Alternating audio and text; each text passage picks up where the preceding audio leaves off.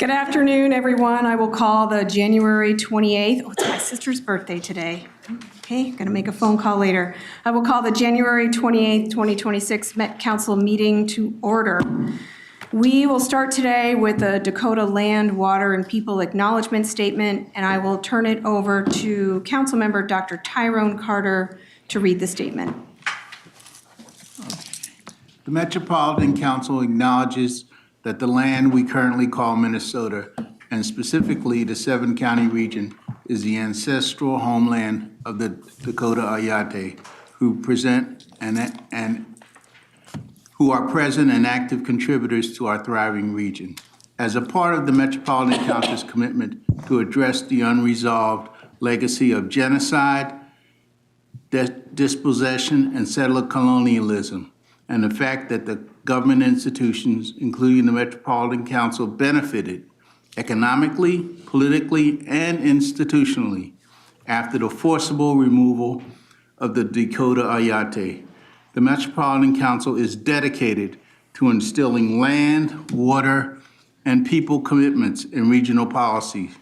These commitments support the Dakota Ayate, the 11 federally recognized tribes in the Minnesota Ho-Chunk Nation, and the American Indian communities, representing over 150 diverse tribal nations that call the 7-county region home.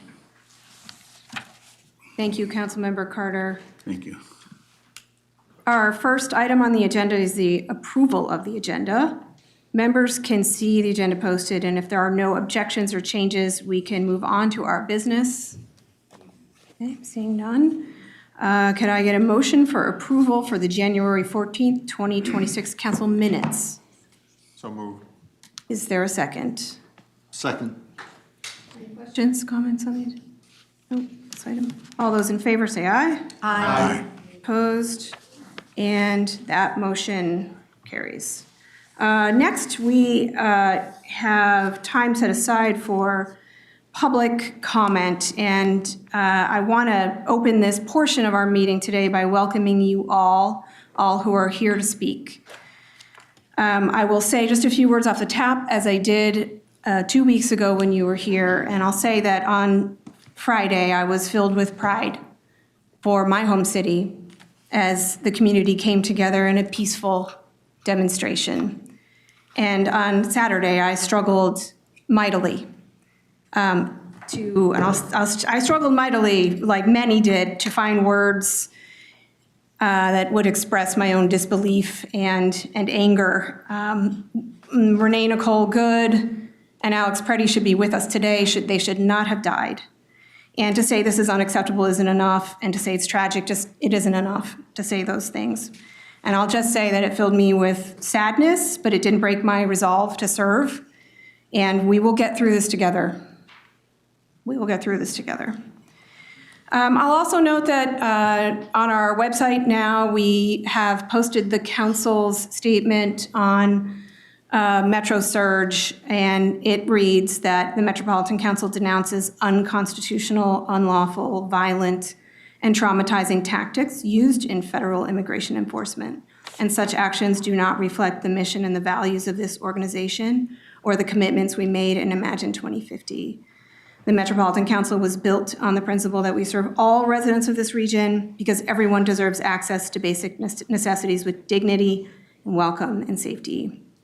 Council members, yesterday I sent you all a comprehensive list of activities undertaken by our teams at the Met Council to do everything within our legal bounds to support and protect our employees and our community. We've been very transparent about our challenges, and as we continue to provide essential services and promote a vision for the region, we continue to acknowledge how the surge of federal immigration enforcement is impacting the way residents access and experience these services. For people who will be speaking today, just a quick housekeeping reminder, and I think you guys know this already, but I'll say it again. Is it 2 or 3 minutes? Because it's 3 minutes, okay. I would have said it wrong. It's a quick reminder that you will have 3 minutes to speak. We have guests today and a very long agenda, and out of respect for our guests, we will end our public comment period within 40 minutes. I think that should be enough time for folks to speak. But if you want to keep that in mind as you're making your comment so that everybody here has a chance to speak if they wish to. And as we did at our last hearing, we are here listening today, and we won't be providing direct response, and we do appreciate your testimony. Okay, I have 4 people signed in, and we will open the public hearing. Is that what I'm doing? Do I need to? Public comment period, thank you. And we'll start with those who are signed in, and I will call up Maddie Schwartz.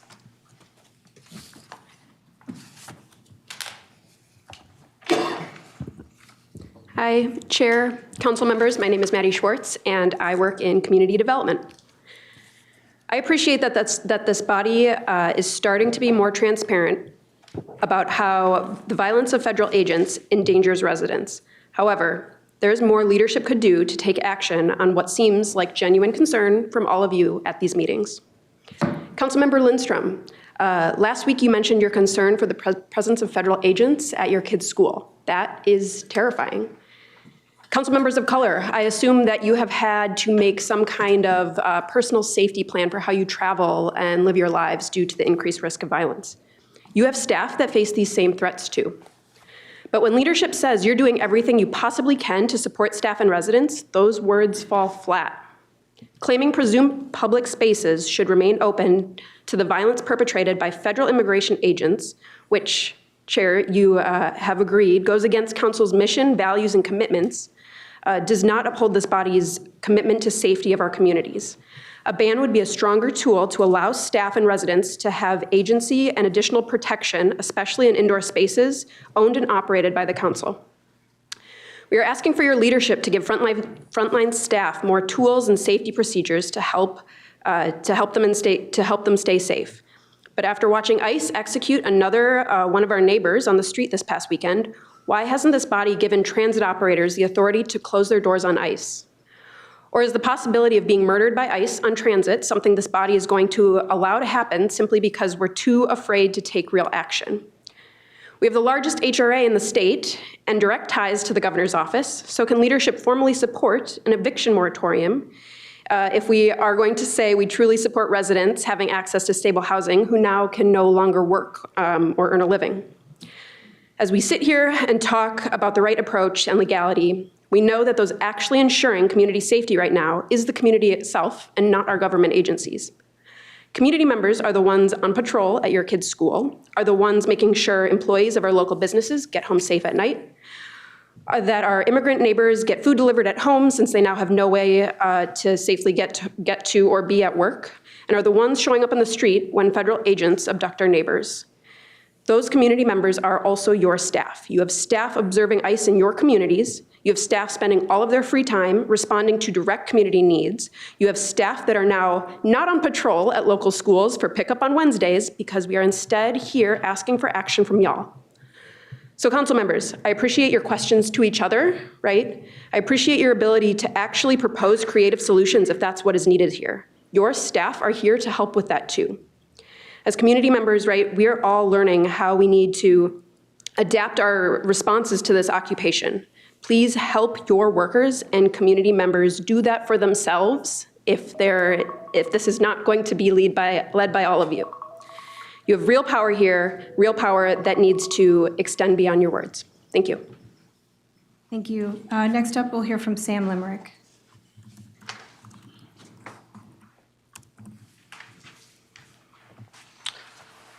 Hello there, Chair, Regional Administrator, members of Council.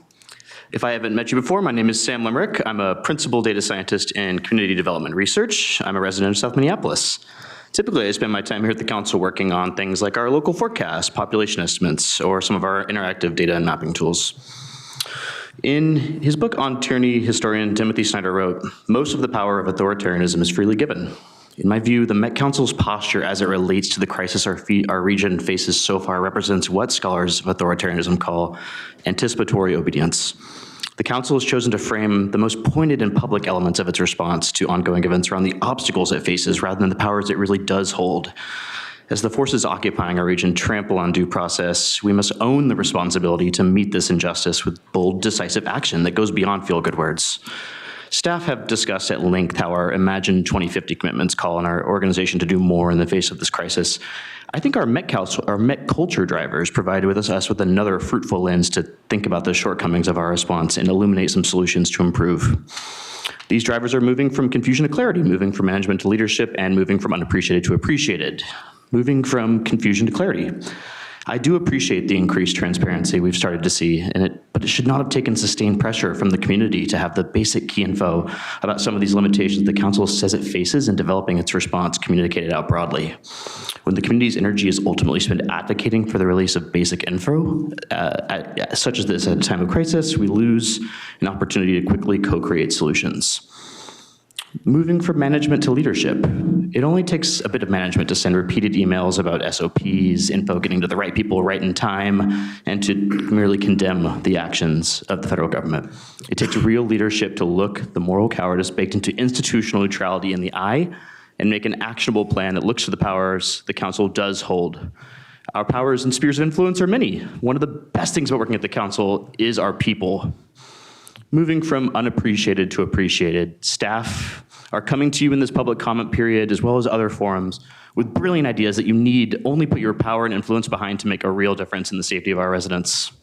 There's been a lot of talk about how unprecedented this occupation is, so is the council ready to step up and adopt some unprecedented responses?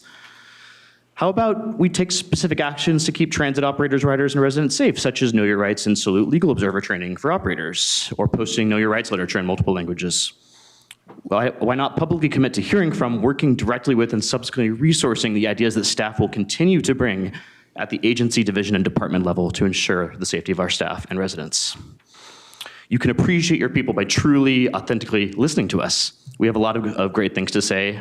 Recognize both the gravity of this moment and the value of the specific ideas we're bringing to the table. Understand the moral imperative to go further in your actions, even when it feels uncomfortable and unprecedented. In fact, lean into this. It's the most important, more important now than ever. Move with clarity, move with leadership, appreciate our people, take real action. Just do something. Thank you. Thank you. Next we'll hear from Sarah Rodman. Sorry. We're working on the I'm working on beeping. my Just- phone here, sorry. Oh, no.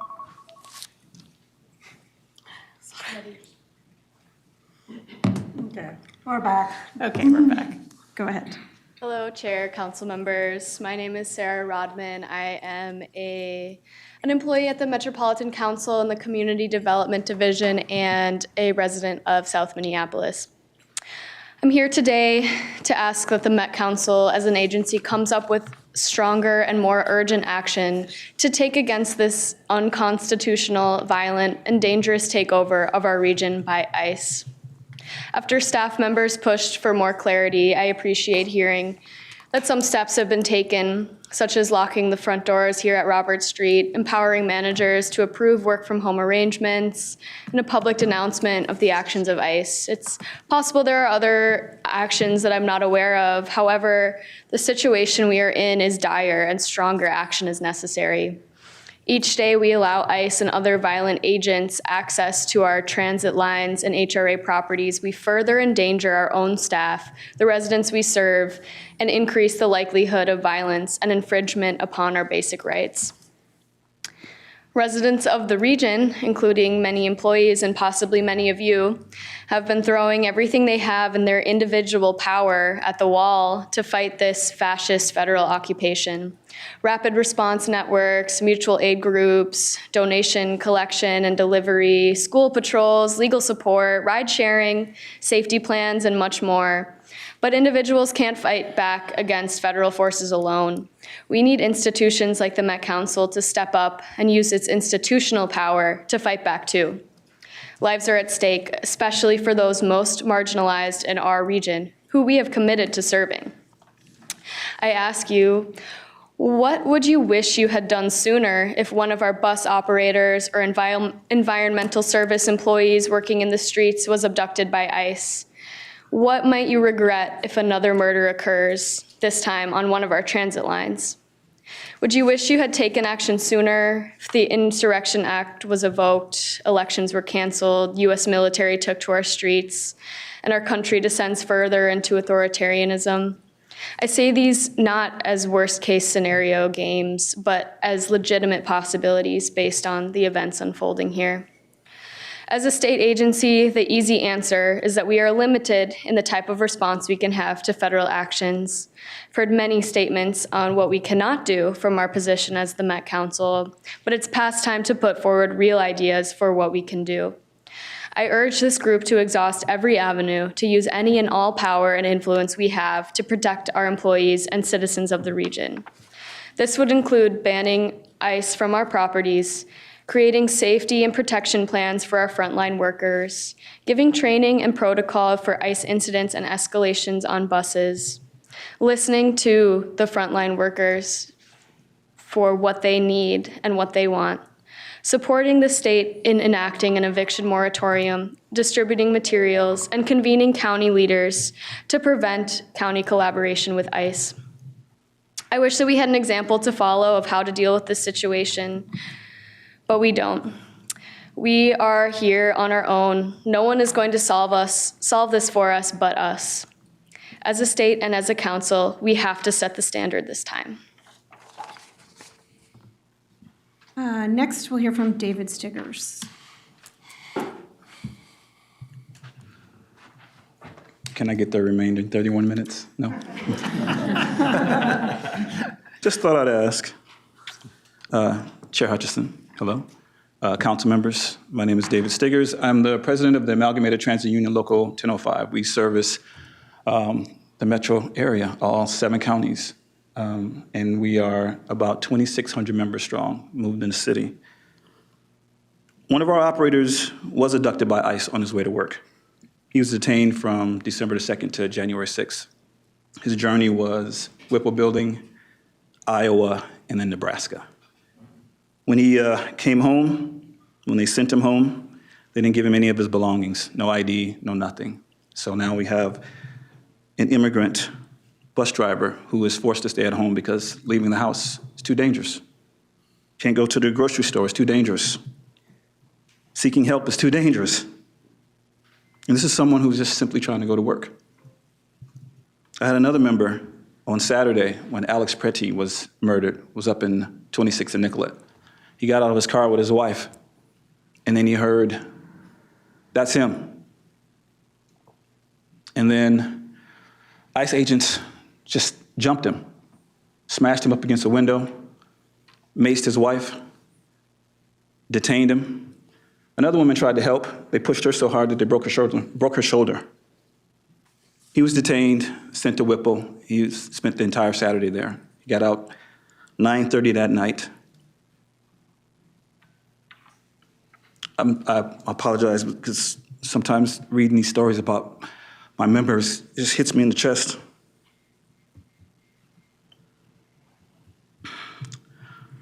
He's an American citizen. He was born on the south side of Minneapolis.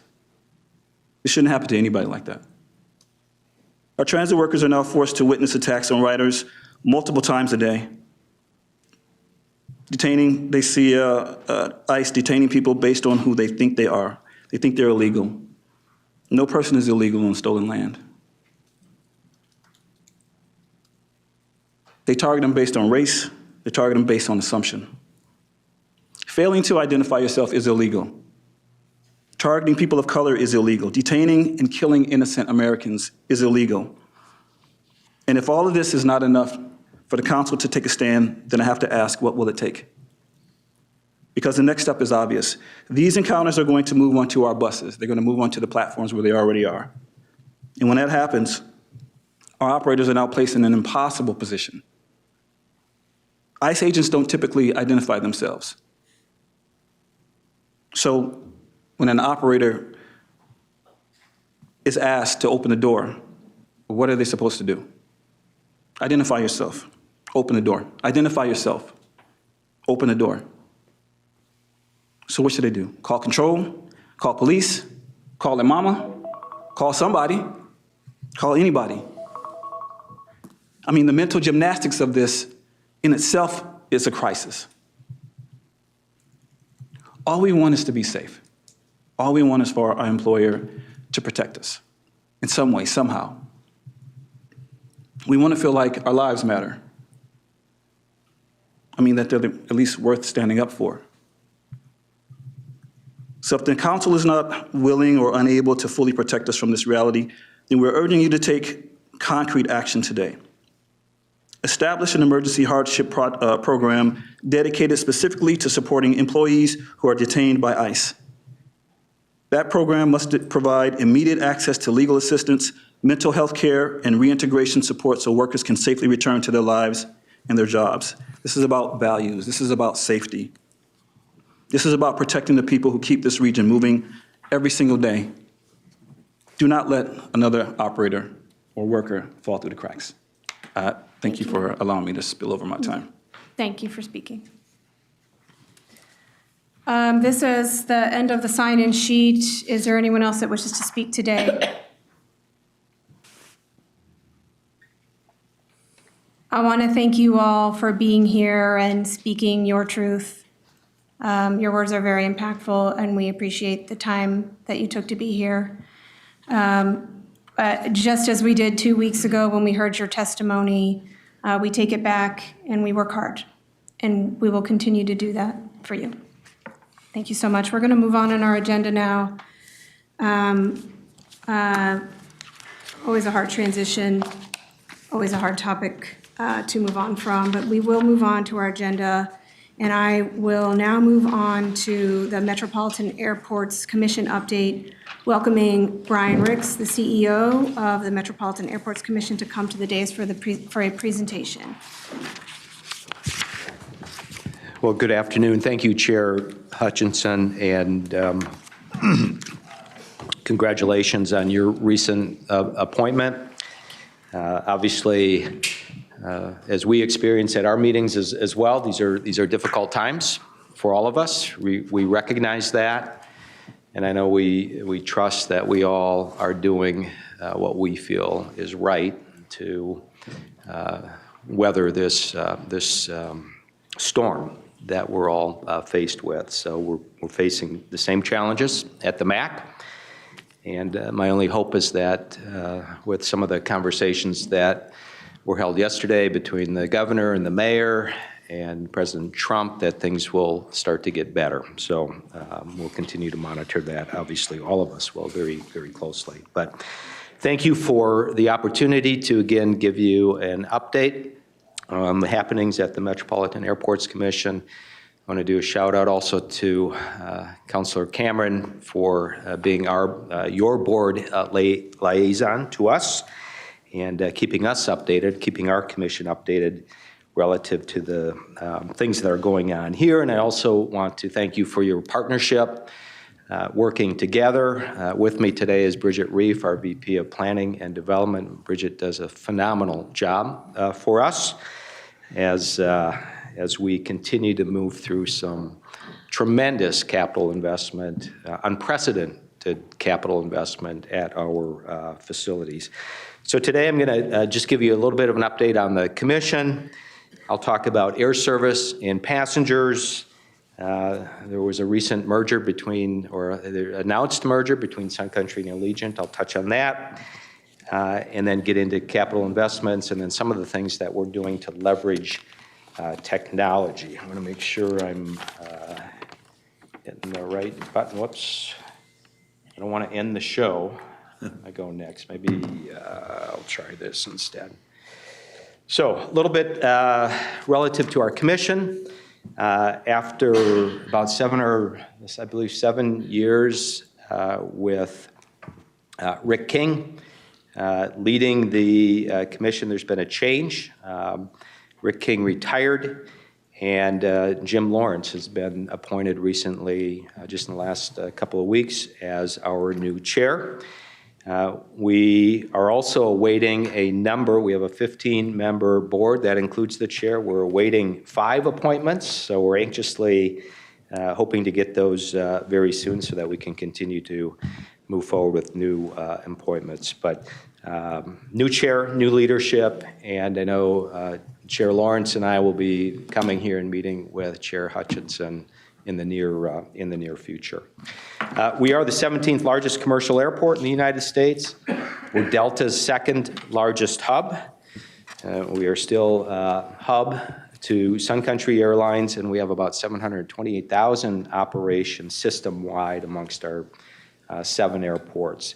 About half of those are at Minneapolis-St. Paul International Airport. The other half are scattered through our reliever system. It's a good system. It works extremely well, and we're very proud to be the largest airport system in the United States. There's no other city or county or airport authority that operates the number of airports that we do. And so we stand out in that regard. We generate about $565 million, at least that's what's projected this year in revenues. On the expenditure side, we expect about $311 million worth of expenditures. That leaves a balance of about $245 million. What this doesn't portray, though, is one of the ways, the major way that we do projects, capital investments, is we bond. We bond against the revenues that are generated at the facility, and that bond payment currently is about $146 million annually. So that leaves roughly $110 million left over that we plug back into the operation and capital investments as need be each year. We do not collect taxpayer dollars. We've got the ability to do that, but we have not done that since 1963 when the original terminal facility was constructed. We have 15 airlines. We've had a few casualties over the past year. JetBlue has left the market. Allegiant has left the market, but they'll be back in shortly, it sounds like, obviously. And Spirit has left the market. Spirit went through 2 bankruptcies, which is pretty unusual for an airline over the past year. And really, they have downsized their operation pretty substantially over the last couple of years. But 15 airlines, 9 of those provide international service. We still have a good array of network premium carriers, Delta, United, and American. We have low-cost carriers like Southwest and Alaska, and we have ultra-low-cost carriers. Sun Country, Frontier are probably the best examples of that. So still a good array of airlines. Last year, we were down about 3% in our total passenger numbers. We were expecting to be up as we went into the year.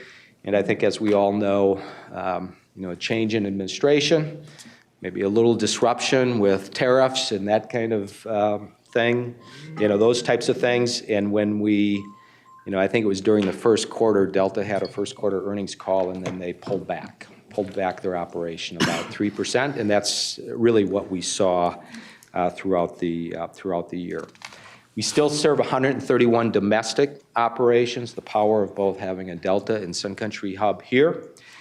And we established a record 35 international destinations last year with the addition of Rome and Copenhagen nonstop service from Delta Airlines. So very good international growth. We have not really seen a decrease in that, and that's been a positive thing, obviously, for our region, both for leisure and business travelers.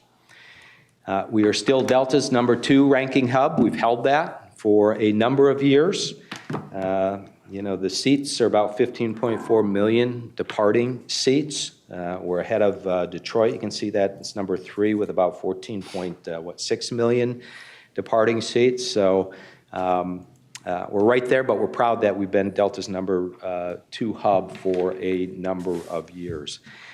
We're also the 8th largest connecting market in the U.S. And that's important because it brings people through the facility. It gives them a chance to get a little bit of a sense of what Minneapolis-St. Paul International Airport is all about in our region. And what's, I think, more important is, MSP is the 19th largest origination and destination market. We're the 16th largest metropolitan statistical area, but we're the 8th largest connecting hub. So we feel good about that. We expect that will continue. Sun Country Allegiant. So received a phone call from Jude Bricker, the CEO of Sun Country, the weekend. I think it was announced on Sunday afternoon. I received a call from Jude that weekend saying there's going to be a big announcement. We're merging with Allegiant Airlines. And my first question was, what does that mean for the hub? What does that mean for headquarters? What does that mean for aircraft maintenance? All big pieces here. And Jude said, well, unfortunately, the headquarters is going to move to Las Vegas. No surprise, Allegiant is a much larger carrier, but we're going to continue the maintenance activity here. And he said, is there opportunities for continued growth? And he said, yeah, I think there will be. So that will be one of our big responsibilities as an airport commission, is do whatever we can do to continue to promote aircraft maintenance jobs here, which are frankly very good paying positions. And there's a shortage, and so of those positions. So we will definitely work on that. The other question is, what does this mean for Minneapolis, obviously? And the response was, we expect this will mean good things from a growth standpoint for Minneapolis. Sun Country has 45 aircraft that are dedicated to their scheduled air service, passenger service operation right now. In comparison, Allegiant has 121 aircraft. Allegiant also has 34 new aircraft on order and another options for 80 more aircraft. So what happens, the way it works with Sun Country, which is one of the smallest airlines in the industry, is all of their planes go out early in the, there's a couple of banks that go out very early in the morning. If you've flown them out of Terminal 2, you know exactly what I mean. Those planes go out, and then there's a lull. And there's a lull until they come back around midday, and then there's another really busy period. They go out, there's another lull. What the Allegiant acquisition or merger will do is it will allow for the opportunity to fill in some of those lull times where Allegiant aircraft can come back, serve the market. So both Jude Bricker, the Sun Country CEO, and Greg Anderson, the Allegiant CEO, have both said we think it's going to mean good things for growth in Minneapolis. They love the market. We will be Allegiant's #1 largest hub, even bigger than Las Vegas, where they're based. So I think that'll be a good thing. Timing-wise, it will take, they expect to close the deal based on regulatory approval hopefully within the next 6 months.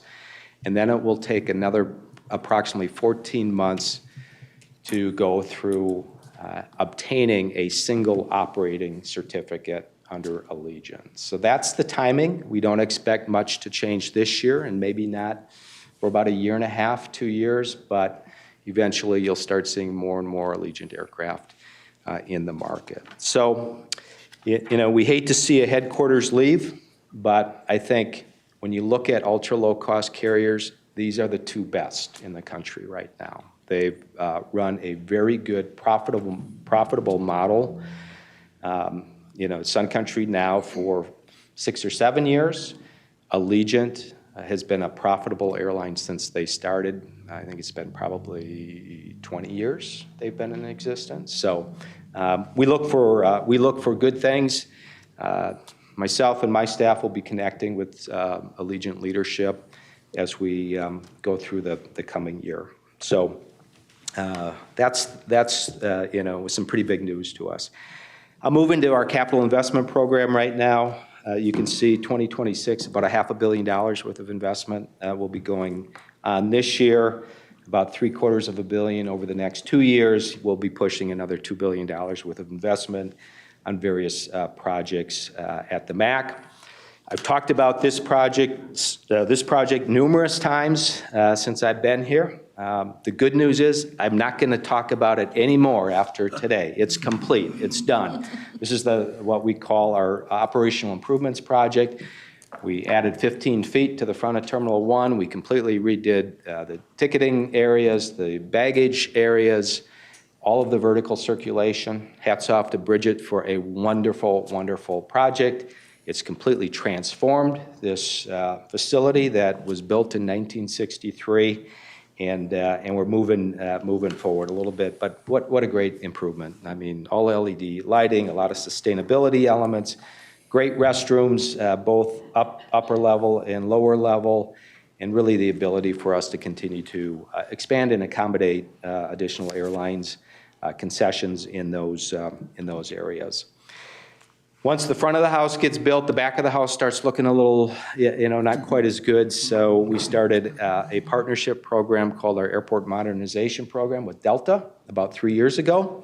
And the good news is that $242 million investment, $60 million of which was Delta's investment for their 75 gate areas, is now complete. And again, so both the front of the house and the concourse areas look wonderful. This was a complete renovation of concourses A, B, C, D, F. We're also currently working on concourse G, expanding concourse G as well, but another great project. A lot of terrazzo, so you don't have to bring your bags, roller bags across carpet anymore, which certainly is wonderful. All new branding updates for Delta in their 75 gate areas. So great project that went pretty quickly and is now complete as well. Moving over to Terminal 2, we're in the midst of a 168,000 square foot expansion. It's coming together very nicely. It will add 2 gates, but also accommodate 4 gates. When we last expanded Concourse or Terminal 2 to the north, we kind of tacked on 2 gates on the end. You may have heard me say this before. I call them our wellness gates because you have to walk so far down the loading bridge to get there.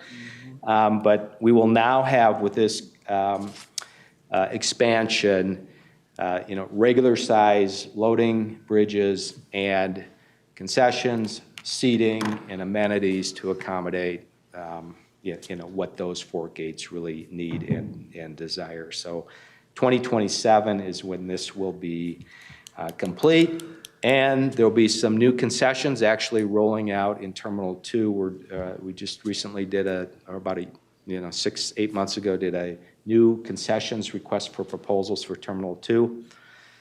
Can you imagine what was the #1 request at Terminal 2? You see it here on the right, McDonald's, okay? So McDonald's is a pretty popular concession in airports, but there will be a McDonald's coming to Terminal 2, along with another Subway, Caribou Coffee. So there'll be some nice additions out there as we get through this year and into next year as well. Our ultimate design for Terminal 2 is this isn't the ultimate. This would be the next phase. You can see on the north, kind of the upper left of the picture, is the 168,000 square foot expansion with those 4 gates. We will then, when we're done with this, as demand is needed, we'll start wrapping around to the south. This picture shows 27 gates. We can build out to, I think eventually, what our plans are, 34, 35, 36 gates.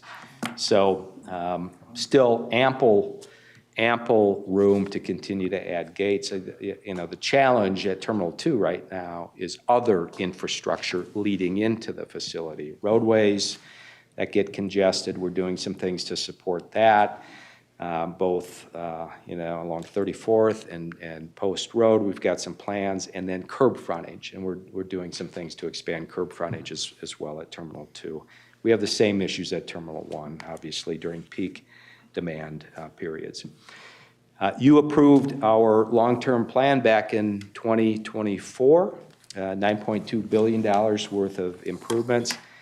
These projects, will not happen automatically. It will be based on demand, but again, it really identifies expansion of concourses, straightening out concourses E and F, numbers 6 and 11 there. Continued expansion of Terminal 2, additional parking areas for aircraft, some expansion, a potential secure access between terminals 1 and 2, so you don't have to go in and out of security if you're transitioning through those facilities. But again, I think what this plan identifies is that we've got the room to expand at this facility for a number of years yet, and we'll continue to work towards that. I also want to thank you for the approval of the Flying Cloud Airport long-term plan. Flying Cloud is a very busy airport, one of the busiest airports in the country, and we got through that long-term plan and had a wonderful working relationship with the communities, Eden Prairie, surrounding that airport. What we're anticipating this year, we're currently looking at St. Paul Downtown Airport. We're doing a long-term plan there.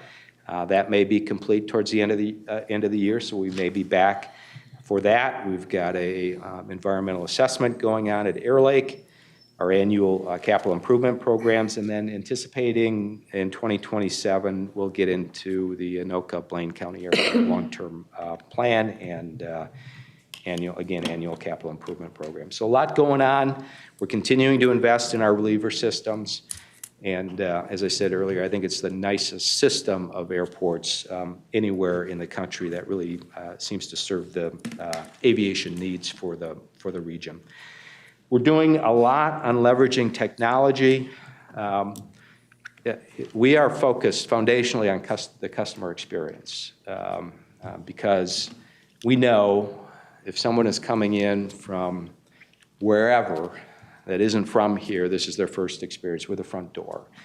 And so we're trying to get to know as many of our passengers as we can, what their desires are, what type of passengers they are. Are they a business passenger that's just a road warrior that wants to get through the facility as quickly as possible? Are they a leisure traveler that just travels once or twice a year? But with this, we've established a customer relations management system to get to know our passengers, allows us to do targeted marketing, allows us to offer special things to passengers, allows us to shift our messaging from just generic messaging to more targeted messaging based on what the passenger needs or wants or desires. An international passenger has different needs than a domestic passenger. And so our goal is to reach 1 million passengers by 2027 through our CRM system. We're up to about 800,000 now, so we're well on our way. We're also leveraging technology and investing in something called Better Airports. And what this is all about is bringing in inputs, airline flight schedules, demand periods, parking information, so that we can work with our partners, our airlines, screening, TSA screening partners, Customs and Border Protection, to ensure that they have the resources that are needed at the airport to accommodate those different demands as they come through. And it's been a wonderful investment that has really helped us, especially in the front of the house, move people through security very quickly and efficiently. Biometrics and facial recognition also has been a big part of airports for a number of years. Started with biometric exit, simplified arrival, global entry.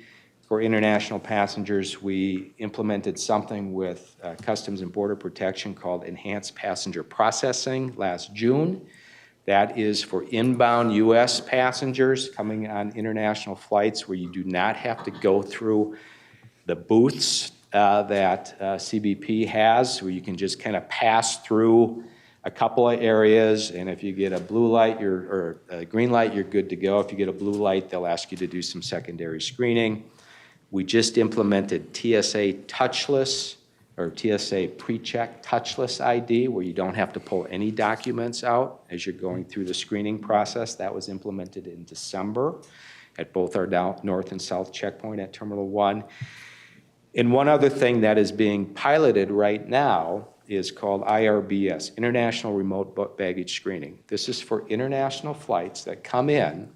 Instead of your bag on that international flight having to come into the federal inspections facility, those bags can go from one aircraft directly to another aircraft. There's only 2 cities that qualify for that right now at Minneapolis. It's our Haneda route in Tokyo and our Incheon in Seoul route. But that saves a tremendous amount of time and energy for passengers. You don't have to go pick your bag up off the carousel and then go and recheck it again. So these are some of the things we're working on to, again, make the passenger experience as efficient as possible.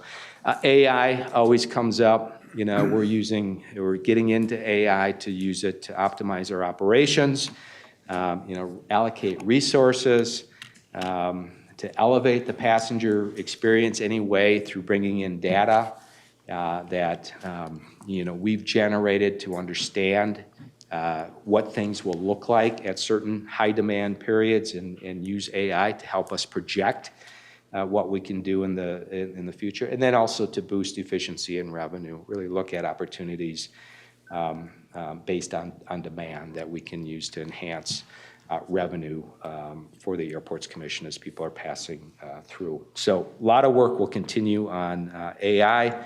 We have the only airport foundation in the country. I can't say enough about it. The arts, culture, performance program, I think, is the best of any airport. I'm a little biased, you can hear me say that, but really, travelers' assistance, animal ambassadors, we've got the lottery and charitable gambling, and we have children's play areas, and we are really fortunate. They really make a difference, allowing us to win awards year in and year out. And we just released a brand new economic impact study that basically indicates that the output from the airport is about $21.3 billion annually.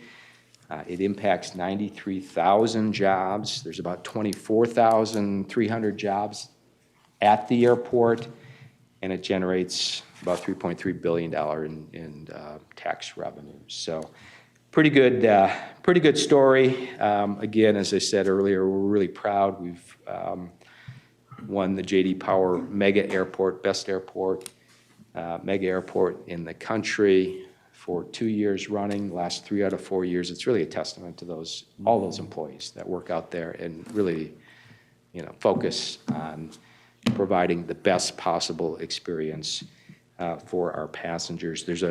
I could have talked about sustainability. We're actively working towards our 2030 sustainability goals. Another topic I typically talk about is accessibility. We are considered one of the, if not the most accessible airport through our programs of inviting communities that work with those that have special needs into the airport and really driving projects and results. So we're really proud of that work as well. So I'll leave it at that, and I'm happy to respond to any questions that you may have. Thank you. Thank you, Mr. Ricks. Brian, since I know you, really appreciate the presentation. I learned about 10 new things.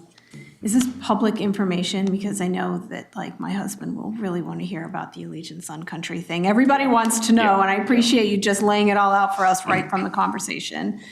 And the detail is great. I will open it. If there's questions from the council, we can spend a few minutes. I saw Councilmember Cedarburg up first, and Councilmember Jenkins, and Councilmember Obashakin. Can we go in that order? Yeah, thank you, Madam Chair. I'm so glad you mentioned sustainability at the very end. I was on several work groups with the Airports Commission, and Great. You were silently the leader in the Twin Cities on the sustainability work before corporations were doing it, with everything that you were doing. And it's an amazing tour if you get a chance to tour the airport and to learn about it. So I think you're doing so much on that. That's hours and days to talk about. So congratulations on keeping that. And then as far as airport experience, I happen to have been on the inaugural flight to Copenhagen accidentally. And there was quite the day. There was a band, there was food, there were people. It's like, what's the party? And it was an amazing flight to get to Copenhagen right up into Sweden. So it was just I was there, it saved about 6 hours. Thank you for taking that. And we had Hank the Tank, the We Great had Dane, the right? tank. It was Yeah. like, just for From me, the the Airport party? Foundation. No, I mean, Yeah. it was, but the sustainability, so it'd be great to look at the 2030 plan, and anything we can do to help on that would be lovely. Sounds good. Thank you. Councilmember Jenkins and Councilmember Obashakin after that. Thank you, Chair. As a frequent visitor, traveler through the airport, appreciate the fact, and I can say from personal experience, not surprised by the accolades that we receive. I've traveled internationally, and I would say if there is a ranking, we are definitely in the tops globally, not just here in the U.S.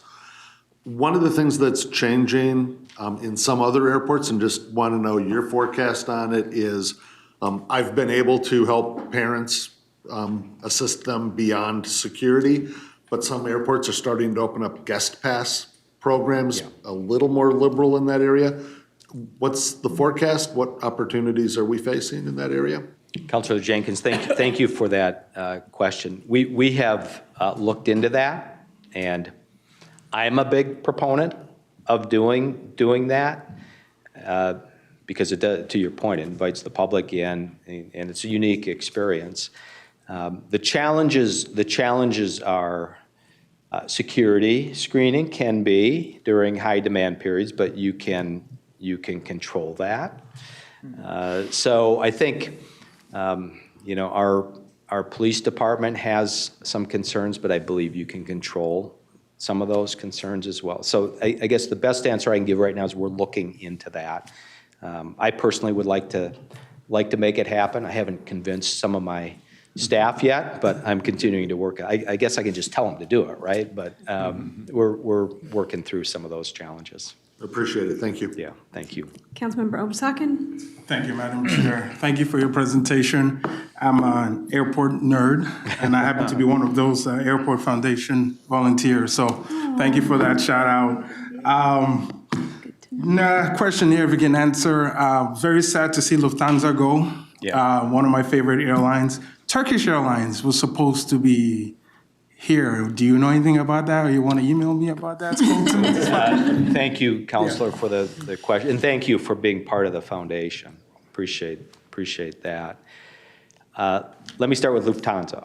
So there's a Lufthansa, although they left, they're still kind of here with Discover Airlines. That's true. What happened with Lufthansa, and there was a big deal with Lufthansa a couple of years ago because it really was probably one of our largest air service announcements, and the Airports Commission had been working on trying to get Lufthansa here for many years. And what Lufthansa does is it really opens up and drives additional competition to Europe through their hub in Frankfurt. What happened was after about 8-9 months, we heard from Lufthansa that they were starting to have aircraft, 787-900 aircraft order delays. And because of that, they decided to substitute Discover Airlines, whom most people haven't heard of, but Discover is kind of the lower cost leisure carrier under Lufthansa. So Discover Airlines has actually been operating, I think for 9 months, maybe 10 months, almost a year. We fully expect Lufthansa will come back. Turkish Airlines, I think we first heard, now we're very aggressive in our air service development efforts, and we're talking to all the international carriers that we think make sense to access the market. Turkish, who we'd been talking to, their CEO mentioned Minneapolis at a conference or something, and it's like, okay. So all I can say is we're continuing to work on any international opportunities. They are high on the list, and we would love to have them in this market. Thank you, sir. Thank you.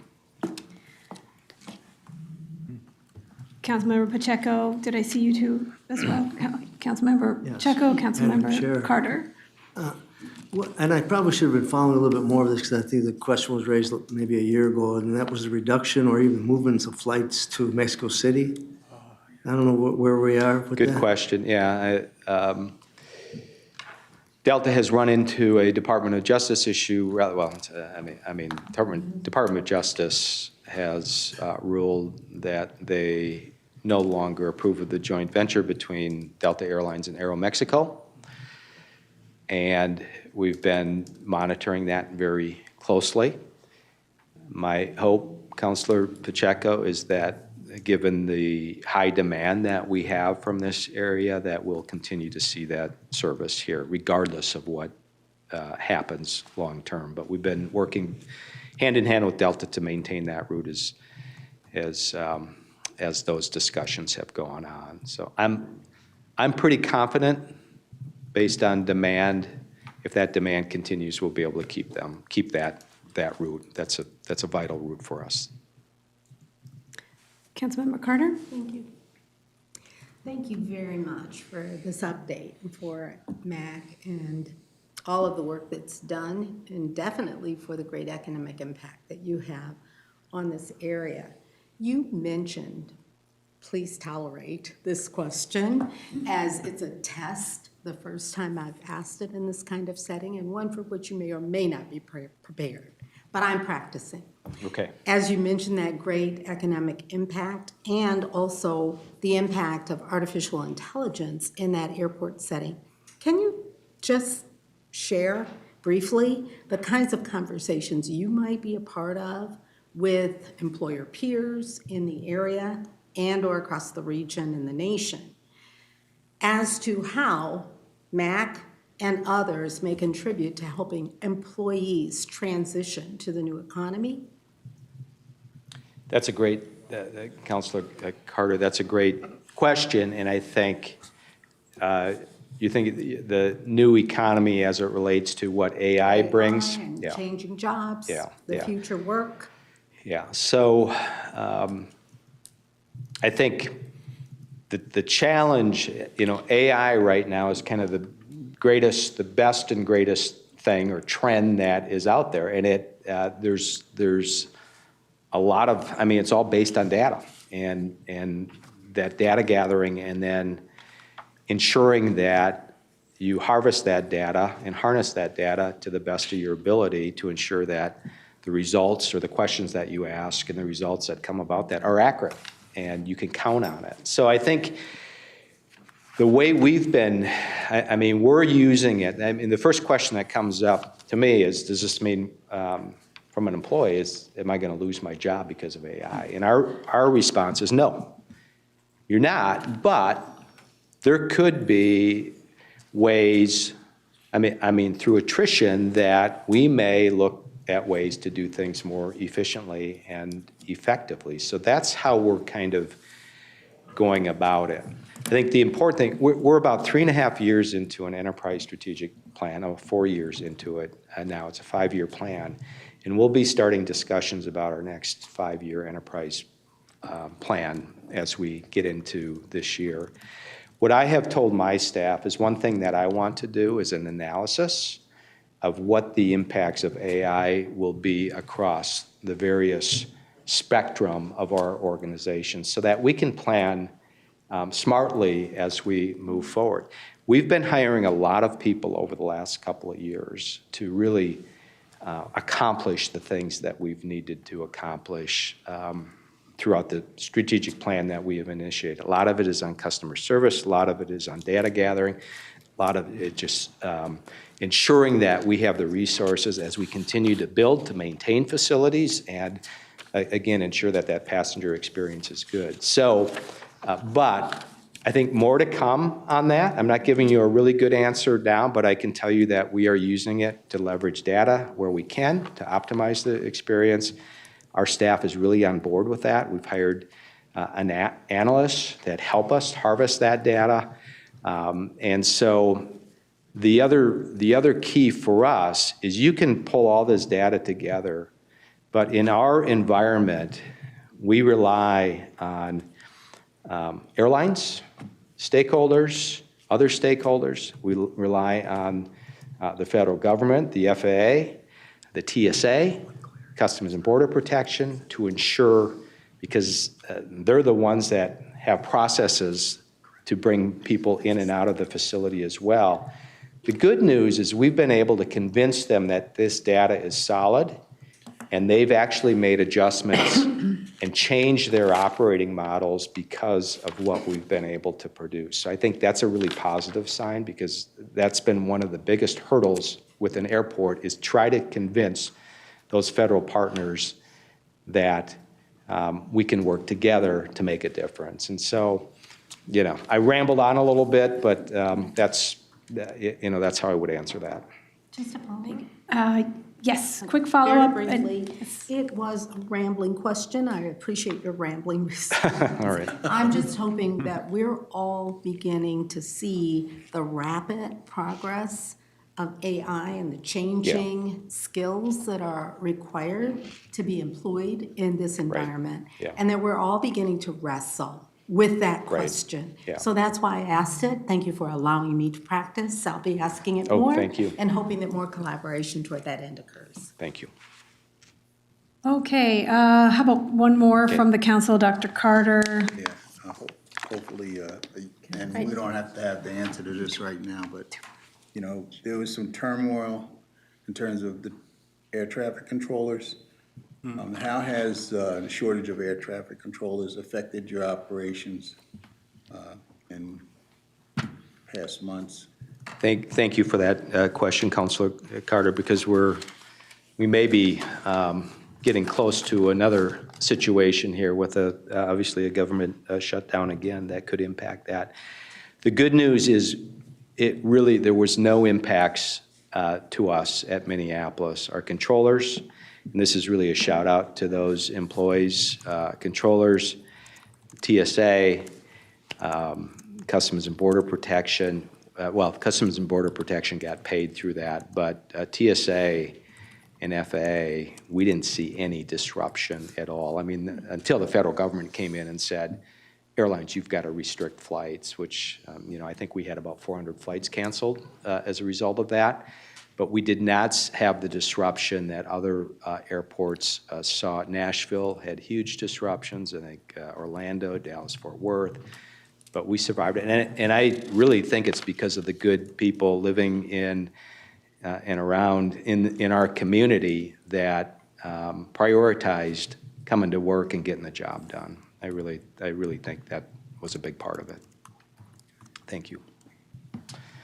We do have one more question from Councilmember Cameron.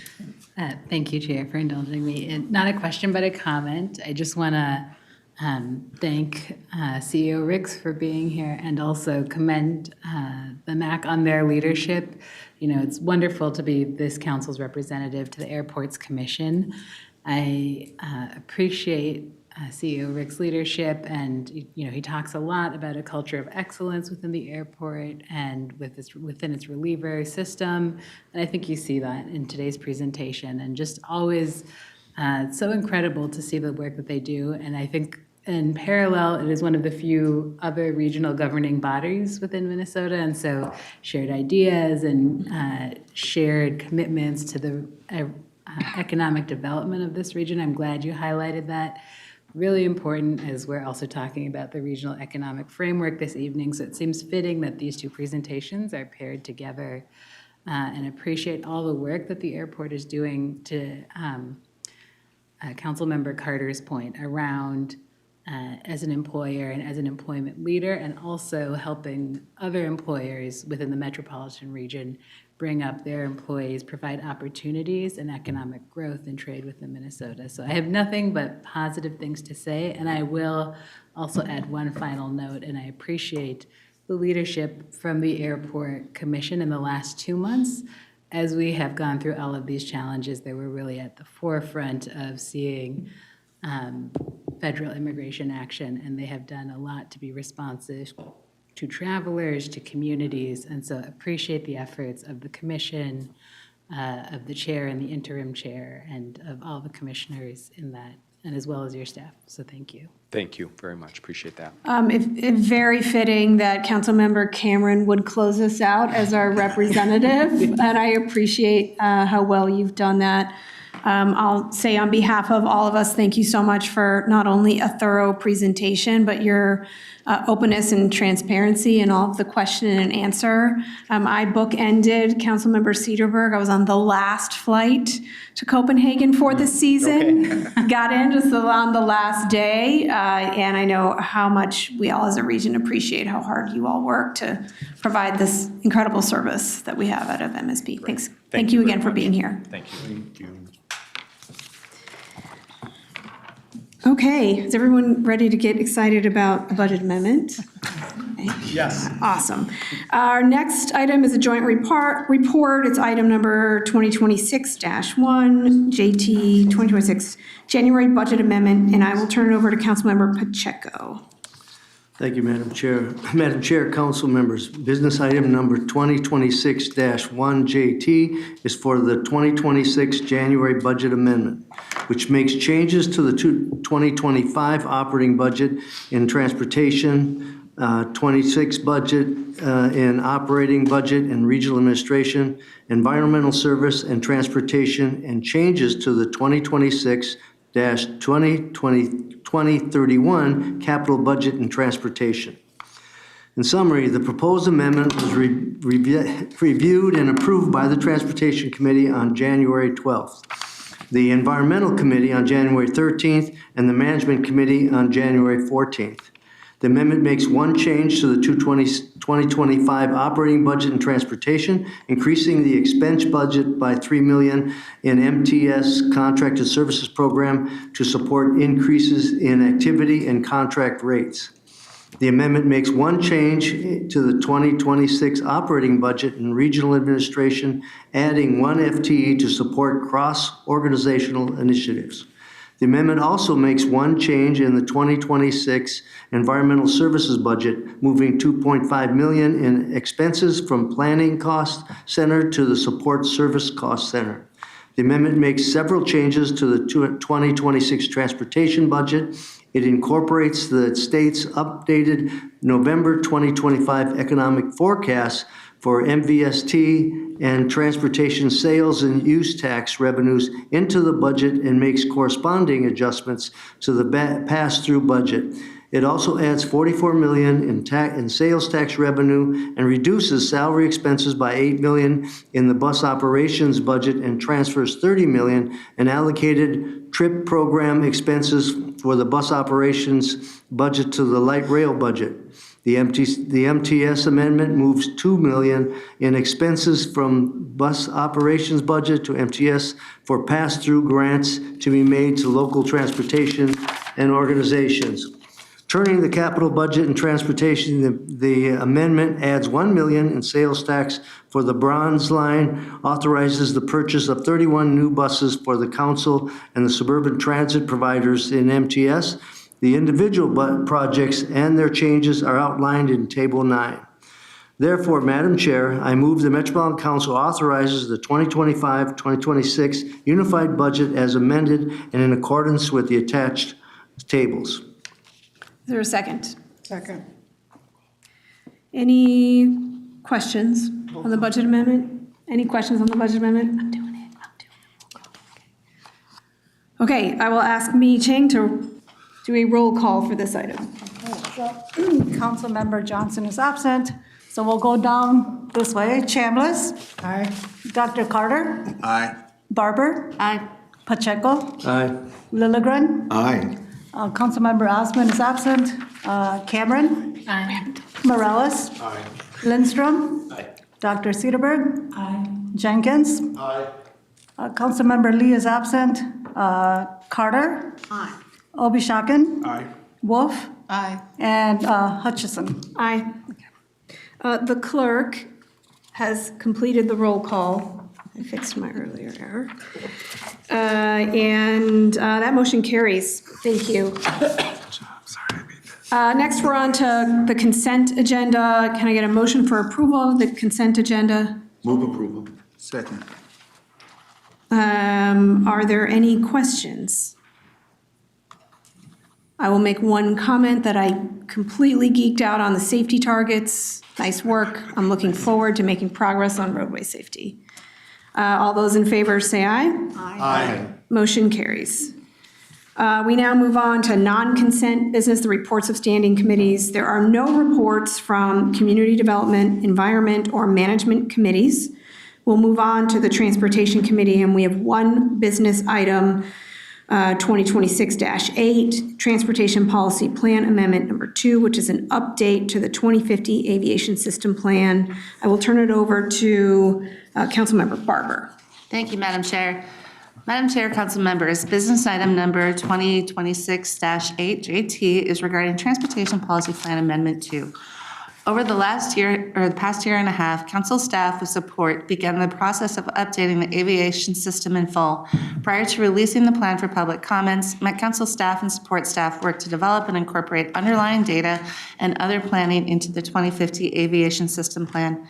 Staff also coordinated with regional partners from the aviation industry and impacted communities from aviation activity to review and update the regional aviation policies and actions to align with Imagine 2050 goals and objectives and address changes in the industry since the previous plan was adopted. Following the required public notice and review requirements, a 45-day public comment period was held from September 25th through November 10th, including a public hearing at the October 27th Transportation Committee meeting. 4 public comments were submitted via the comment portal and email, and no public comments were made during the public hearing. 2 of the 4 comments focused on suggestions for air service changes at MSP Airport.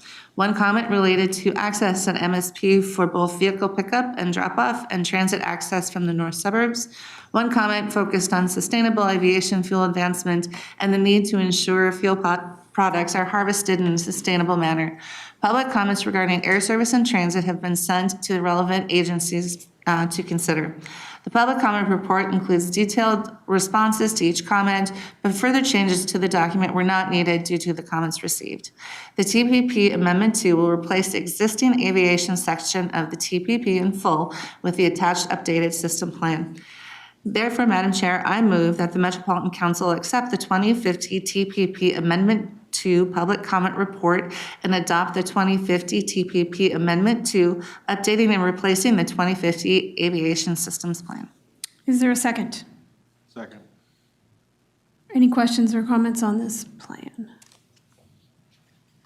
Okay, if there are no questions, then we'll move on to all those in favor, please say aye. Aye. Any opposed? That motion carries. Okay, we are on to other business now. We'll start with item number 2026-21, the 2025 Regional Economic Framework. I invite Baris Gumas-Dawes. Did I get that right? Close enough. Barish. You should tell me when I say it wrong so I can say it right next time. Barish, welcome for this presentation. Thank you. Good afternoon, Madam Chair, council members. My name is Barish Gumas-Dawes. I work at the Community Development Division, and I'm also the project manager for the Regional Economic Framework. And today I'm here to give you a short summary of the public comment report.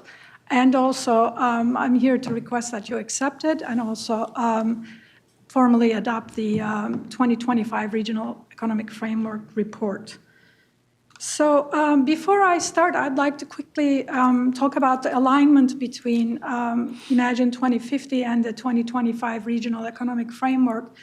The update of the framework itself has been a commitment that the Council made in Imagine 2020. And ensuring that our region is dynamic and resilient is one of the 5 regional goals that the Council has committed itself to. And implementation-wise, updating the framework has been one of the main implementation tasks in support of this particular goal. Since it's been a while, I'd like to quickly recap our timeline. We started this report in 2024, conducted a review of the regional economy, and this information was used to support the dynamic and resilient goal section of the of Imagine 2050. The same information was also used to inform the 2025 regional framework. And in addition to this information, we have convened a group of regional stakeholders, and this group of stakeholders met 5 times between April and September. And based on their comment, along with other regional stakeholder input, we actually put together a draft, which came before you at the Committee of the Whole for review. And based on your feedback, we have revised the report one more time, and it came back to the council on November 12th. And that day you approved the release of the report for public comment period. And public comment period went between November 13 and December 22nd, with a public hearing on December 3rd. And so now that it is closed, during January, staff reviewed and responded to all the public comments that we received. And today, we bring that report to you for approval. And also, we're hoping that you could adopt a regional economic framework. And post-adoption, we're hoping to take the report to the U.S. Economic Development Administration. So we request authorization to submit it as well. So I just want to quickly share the summary findings with you. In general, there was general agreement with the findings of the report. There were minor issues which were addressed by the staff. We had 7 comments, 4 from residents, 2 from local authorities or local governments, and St. Paul Port Authority. Some commenters provided some information for us to include in the report. Others requested some clarifications. We also had a request for enlarging maps for accessibility purposes.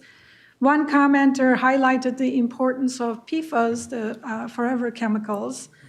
And one commenter questioned the designation of a census tract in their jurisdiction as an economically distressed area. So we have looked at these public comments and incorporated the information that the public commenters provided into our report. Incorporated the suggested clarifications. We enlarged 2 maps and made them accessible. And the status of the specific census tract that was questioned was double-checked and confirmed.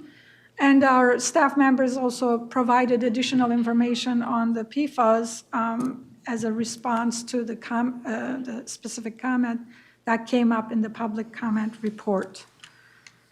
So based on this information and the fact that there were no serious concerns with the report, and the fact that there were minor revisions that have been addressed, today I'd like to request that the council accept the public comment report and adopt the 2025 Regional Economic Framework, direct council staff to finalize the 2025 Regional Economic Framework and submit it to the U.S. Economic Development Administration, and direct council staff to use the Regional Economic Framework to guide technical assistance to local governments and other entities throughout the region. Thank you. Thank you very much, Baruch.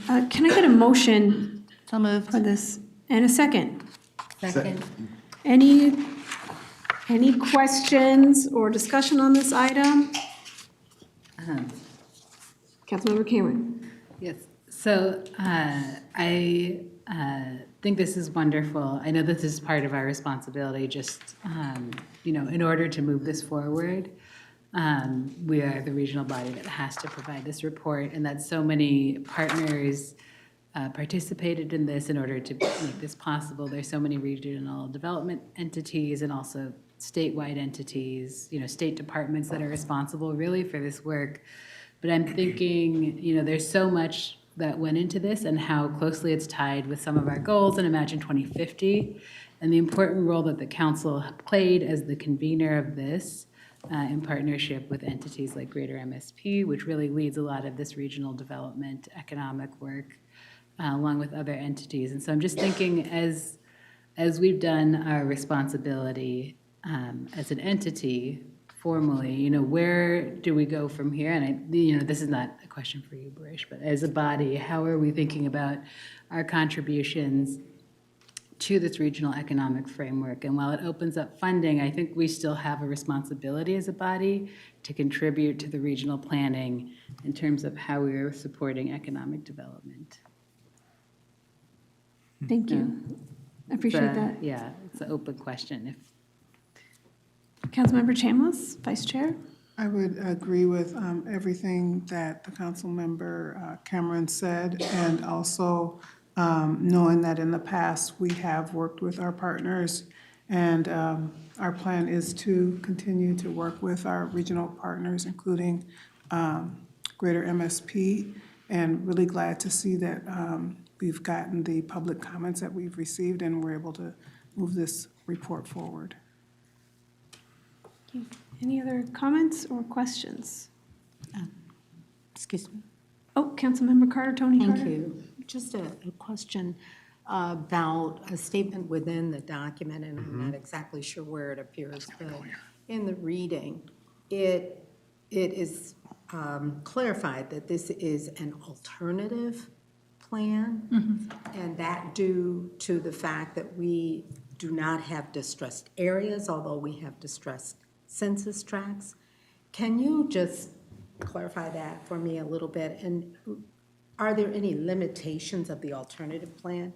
Clearly when we did this first in 2020, it was to qualify a region for federal funds and, enhance the work that we are doing together. But are there any limitations to the alternate status that we're not aware of as we look at this, or that I am not aware of? I think the one advantage is that we don't formally require an approval. So in terms of the privileges that it grants to us, it is the same. But I talked to our federal liaison, and he was, just submit it, but we don't approve anything. For economic development districts, there is a process where they approve things. And, but it still functions as a comprehensive economic development strategy. Thank you. Thank you very much. Are there any other council members who wish to speak to this item? Before we take a vote, the regional administrator has a comment or a question. It's a comment, Madam Chair. It's a clarifying comment in asking you to adopt the comments. That doesn't mean we're asking you to necessarily agree with all the comments. And I bring this up because just some of the vitriolic and divisive conversation that occurs in our different areas every day found its way into this public comment period as well, and some comments that are challenging. And we publish all the comments, and we'll continue to do that. But I just want to clarify that it's an endorsement of the process that generates the public comment, as opposed to endorsing any particular comments created through the process. Thank you. I know we appreciate that clarification. Okay, with no further questions or comments, all those in favor say aye. Aye. Any opposed? That motion carries. Thank you. Thank you. Thank you. The next and last item on the agenda is a presentation on the 2026 union negotiations bargaining overview. Cassie Fogali, I'm going to learn your names. Assistant Director of Labor Relations, Cassie is at the dais for the presentation. Thank you. Thank you, Madam Chairwoman. Thank you, council members. I'm here today to provide a brief overview of contract negotiations.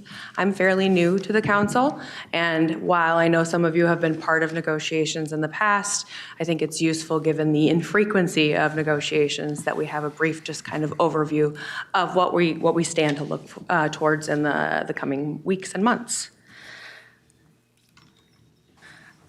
The council values its partnership with employees. We operate under the Minnesota Public Employment Labor Relations Act, and we're committed to collaborative and constructive labor relations with our union partners through approaches that recognize their unique role, ensuring together that we deliver essential services to our communities.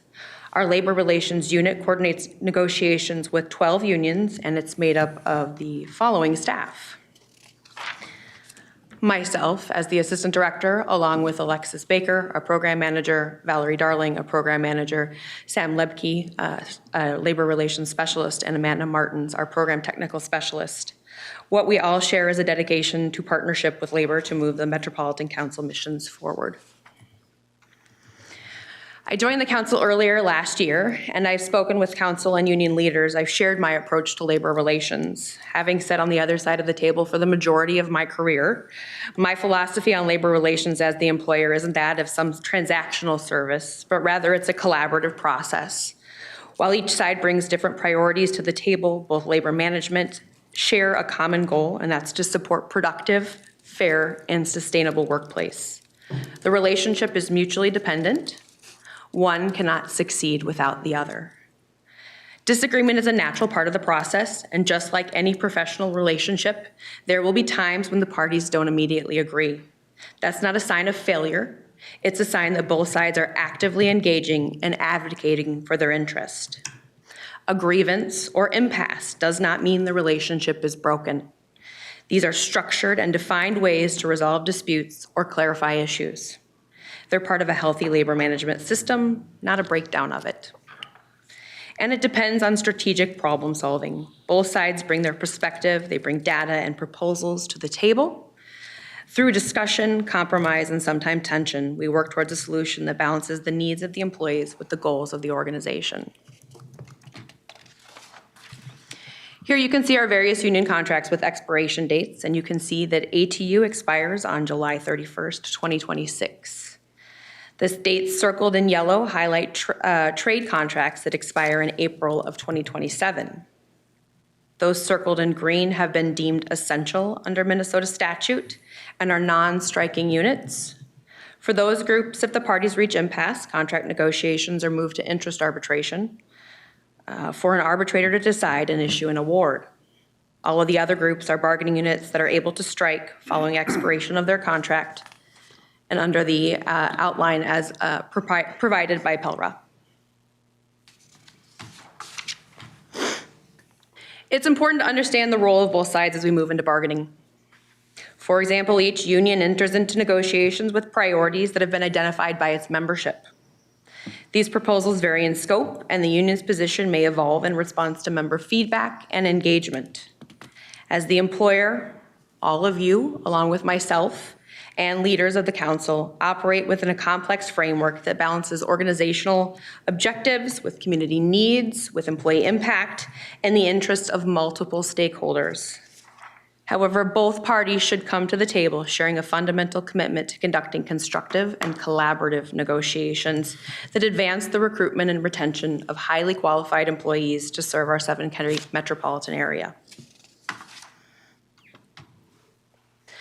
The council has an important role as we progress through collective bargaining. The management committee is delegated with the responsibility of guiding and monitoring negotiations, ensuring that the process aligns with the established governance and organizational objectives. Once a final agreement is reached and ratified by union members, management committee will review and place it on the council's agenda, at least hopefully.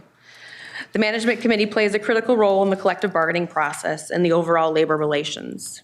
It's responsible for ensuring accountability in key areas. Acting as a liaison to the full council, the committee provides updates and guidance on labor relations matters, fostering clear communication and alignment.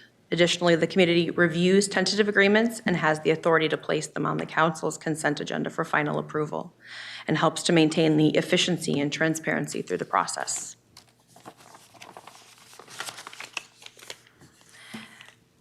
Bargaining is a back and forth dialogue between the chief negotiator and the union representative. Through these negotiations, both sides present proposals that are crafted by their respective bargaining teams, which may be accepted, modified, or withdrawn. This continues until a final agreement is reached. Once an agreement is reached, tentative agreement summaries are drafted, and the employer provides a redlined version of the revised contract language. Both parties review and finalize the wording of the collective bargaining agreement, and the tentative agreement then is presented to the union members for a ratification vote. If ratified, the agreement must be approved by the management committee and brought to this council. After approval, the new contract is signed both parties, and communication and training on the contract changes will be coordinated with the appropriate staff. For you as council members, negotiations can involve challenging conversations.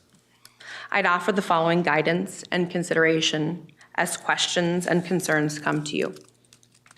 If you receive an email from a union member regarding negotiations, we recommend simply passing along important information and any questions that you might have back to myself and referring the issue back to the bargaining table for continued discussion. Please coordinate with me and your community relations representatives regarding questions on negotiations and the council's position. As we look forward, we are slated to begin bargaining with ATU in a few short weeks on Wednesday, February 18th. And with that, I am happy to take any questions you might have. Thank you so much. This is a grounding presentation. We really appreciate it. Any questions? Cassie?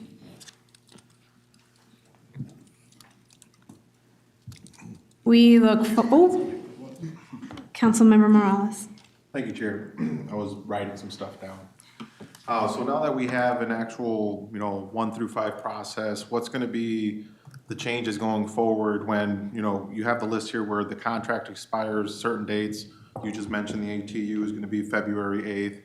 That's, 6 months ahead of the contract expiring. Is that going to be our new norm going forward where we're going to start meeting with these different unions way ahead of their contract actually expiring instead of trying to go a year past expiration dates going forward? Madam Chair, council members, yes. I am, if nothing, but a planner, and I've been having conversations with all of our union partners since I started to talk about what negotiations will look like and how we can work proactively. I also hate retroactive payments, and so I would prefer to avoid any complications. Thank you. Regional Administrator. Yeah, Madam Chair, Councilmember, appreciate the question. Agree with everything there with one caveat, which is as we try to reset the timelines and timeframes for that, there are two parties that need to tangle on those pieces. And so we will do our best to want to get out in front of that. And we'll continue to communicate with this body as we go on the timelines and expectations. But I want to reflect the idea too that our partners need to be ready at the right time to come to the table and that they have a role to get to help set that as well. Are there any other questions or comments on this work? Cassie, we look forward to seeing you again soon. Thank you so much for the presentation. Thank you. Okay, we have no more business items and we're moving on to reports. I will start with my report, and I have a number of things today, just moving through quickly. First of all, I feel compelled to say and reinforce that Governor Walz and AG Ellison are continuing their work to end Operation Metro Surge through all means possible. I know we're all reading the blow-by-blow in the Star Tribune. I was on a cabinet call this week where this was reiterated, and I want you all to just hear that our governor and our AG continue to do the work. Okay, that's heavy. Out of respect for, I think, mayors primarily, but also counties who are overwhelmed with the situation, I made a very difficult decision to postpone the State of the Region. I have been saying very publicly we need to continue to do the work because that's what our communities deserve from us. And at the same time, and I can also recognize that our local governments are inundated right now, and their attention is not on water at the moment. So we have postponed it, and I've spoken with Mayor Kautz in Burnsville. She looks forward to welcoming us when we set a new date. You can look for that in the spring when we hopefully will have more to celebrate, and it's actually a great time to talk about water anyway. Next, I want to just note that the statewide climate framework is being finalized and submitted this week, and I want to shout out to Councilmember Lindstrom and also Lisa Barajas and her team who have supported this work. I had a chance to review it and participate in the call where it was really finalized, and it's great work and represents us well. There will be no committee of the whole meeting next week because we have no agenda items, so I hope you find something else to do on your Wednesday afternoon and evening. And I will see you all in 2 weeks. Do we have any other announcements? I knew one was coming. And I will start with Councilmember Lilligren, and then we'll go to Councilmember Dr. Carter. Yeah, thank you, Madam Chair. And this relates to the work. At the beginning of our meetings, we read the Dakota Land, Water, and People Acknowledgement, which emerged from involvement of our American Indian Advisory Council, and just a really high caliber group of people. And I'm really pleased to let our colleagues know here that in April 26th, Met Council will be presenting at the American National Planning Convening Conference in Detroit.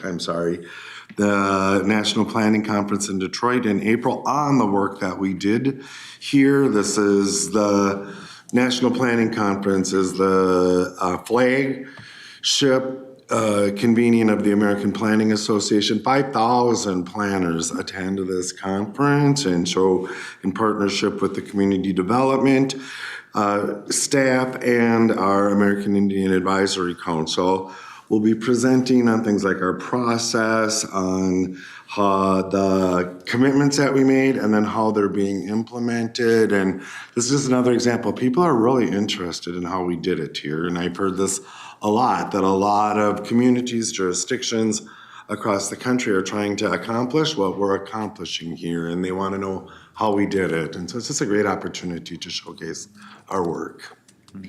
Thanks for sharing that. I've been to that conference a couple of times, and congratulations. It's truly a national stage to tout the work. Thanks, and I appreciate your support and the support of the regional administrator as well. Thanks. Dr. Carter. Yeah, I just wanted to make a personal statement in regard to the ICE activity.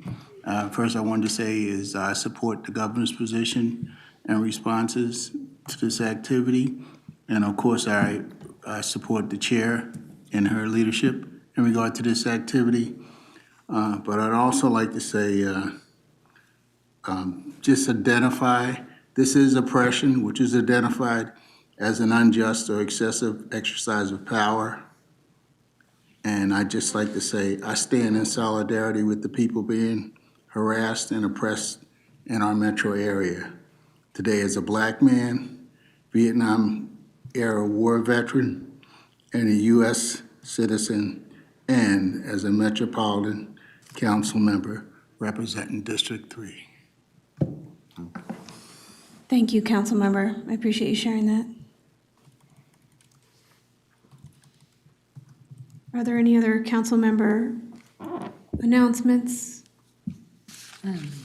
Okay, yes, Councilmember Cameron. I would just also like to comment that, I appreciate the commitment of our staff towards striving towards better treatment for immigrant and refugee communities across Minnesota. I think one thing that I want to reemphasize is how much this council cares about those issues, how active we are both at council, how we have talked across leadership as a council, and also in our personal lives, how much we are doing personally. I have staff in my day job that are detained right now, and so this is, this has changed lives for many of us in terms of what we are doing outside of council too. And so I think I just want to reaffirm our commitment as a body, which you have done many times, Chair, and which we will continue to do, but also as individuals, how much this group has sacrificed. I know we have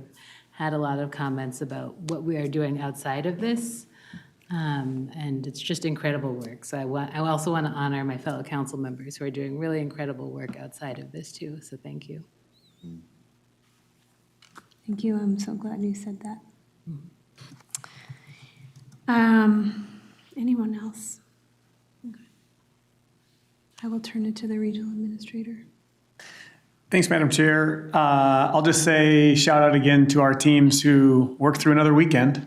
And I was trying to count the number of days we've been on consecutively right now in an operational posture, and we're somewhere between like 21 and 30, I think, where we've been running hot. And so it's a long time for any organization to be in those types of footings. And I'm hopeful, like everybody else, that that's not the footing we have to stay on moving forward. But I want to appreciate, Metro Transit was through the weekend. I see Brian in the back of the room, and, for a while, it's every 10 minutes we're getting updates, and Leslie's a part of all of that, and the chair's on those messages. And it's just, there's a lot happening to make sure that we are able to operate safely and move people around safely in uncertain environments in which where you can operate is constantly changing.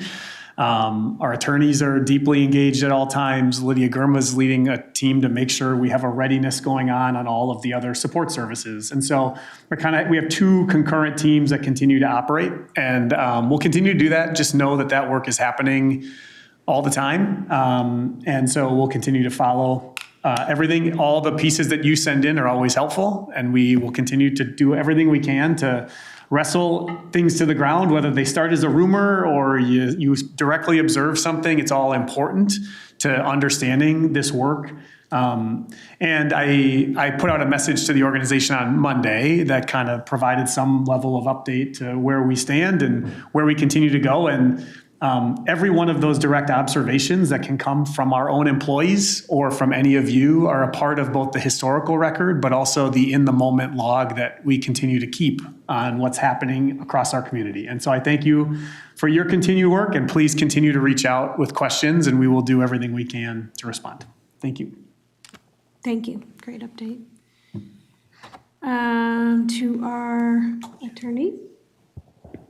Thank you, Madam Chair. I was fortunate enough to get out to warmer weather for a while. Never good timing. I was certainly staying on top of things that were going on here, and I thank my colleague George Henry for covering for me in my absence. I was really struck when I got back by how exhausted everyone is, whether it's Metro Transit or ES, my own staff, they're exhausted. But we are, once again, in a period of resilience. I came back, and despite everything, transit's running, our toilets are flushing, we're planning, we're litigating, we're doing all of the things. And I always feel like part of my role is just to acknowledge staff and what they're doing, because they're doing an amazing job in uncertain times. And I know the advice that we sometimes give them is unsatisfying because we can't advise them as individual people in their space. They have to seek out their own lawyers for that, and that's frustrating. But I think people are really working hard to make sure the region is still running, and I'm very proud of that, the role we play in that. So thank you all, and I won't take vacation for a little while.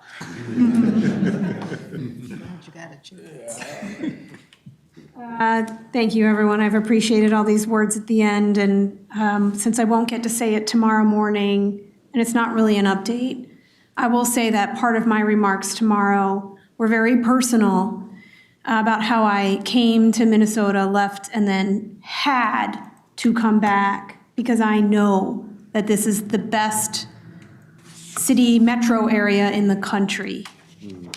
It is the best metro area in the country. And it's devastating to watch what is being inflicted on us. And it is unbelievable the kind of solidarity that I am seeing across all of our communities and across our staff as well, who I agree will deserve a small trophy. You can have the little Easy Bake Oven one off my desk if you want it. But I want to say those words about this place and a lot of pride that I see, and we will get through this. We will get through this. We know we will, and we'll get through it together. With that, this meeting is adjourned.